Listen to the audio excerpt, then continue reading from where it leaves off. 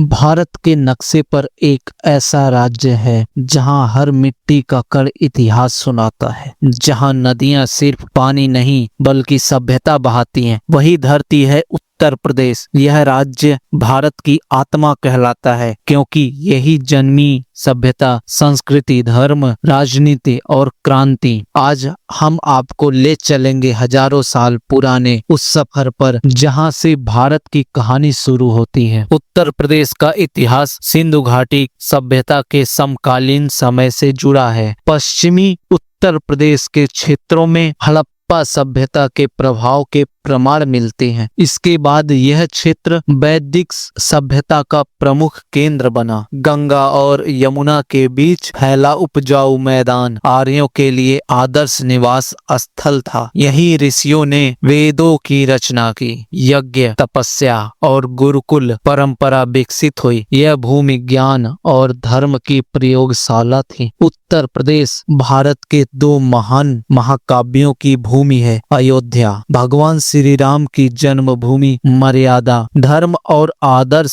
शासन का प्रतीक बनी। वहीं हस्तिनापुर महाभारत की एक कथा का केंद्र था। यहीं से पांडवों और कौरवों का इतिहास चला, जिसने धर्म और अधर्म की परिभाषा तय की। यह काल सिर्फ कहानियों का नहीं बल्कि सामाजिक व्यवस्था की और राजधर्म का युग था। उत्तर प्रदेश भगवान बुद्ध और महावीर की कर्म भूमि भी रहा। सारनाथ में बुद्ध ने पहला उपदेश दिया, जहां से करुणा और अहिंसा का संदेश पूरी दुनिया में फैला। श्रावस्ती, कौशाम्बी और सारनाथ बौद्ध शिक्षा के प्रमुख केंद्र बने। जैन धर्म के कई तीर्थ स्थल आज भी उत्तर प्रदेश में मौजूद हैं, जो इस भूमि की आध्यात्मिक विविधता दिखाते हैं। मौर्य काल में सम्राट अशोक ने उत्तर प्रदेश को प्रशासनिक और धार्मिक केंद्र बनाया। शिलालेख और स्तंभ उस युग की गवाही देते हैं। इसके बाद आया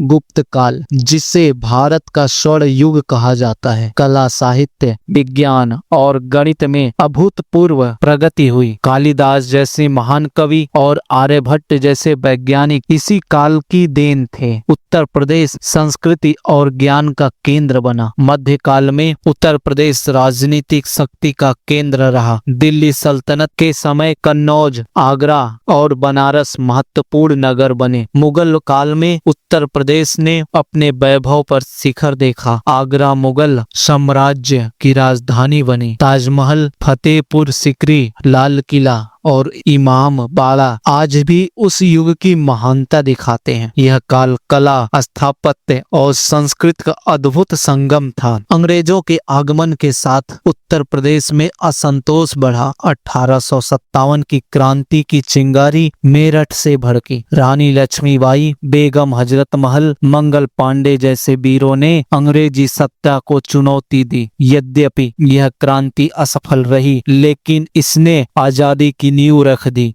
स्वतंत्रता आंदोलन में उत्तर प्रदेश की भूमिका अत्यंत महत्वपूर्ण रही। पंडित जवाहरलाल नेहरू, लाल बहादुर शास्त्री और अनेक स्वतंत्रता सेनानी यहीं से निकले। आजादी के बाद उत्तर प्रदेश बना भारत की राजनीति, संस्कृति और जनसंख्या का केंद्र। उत्तर प्रदेश सिर्फ एक राज्य नहीं, यह भारत का इतिहास है। यहाँ राम की मर्यादा, कृष्ण की नीति, बुद्ध की करुणा और क्रांतिकारियों का साहस है। जो उस प्रदेश को समझता है वह भारत को समझता है। अगर आपको यह ऐतिहासिक यात्रा पसंद आई हो तो वीडियो को लाइक करें, शेयर करें और चैनल को सब्सक्राइब करें। ऐसे ही दमदार इतिहास और डॉक्यूमेंट्री के लिए हमारे साथ जुड़े रहें। जय हिंद।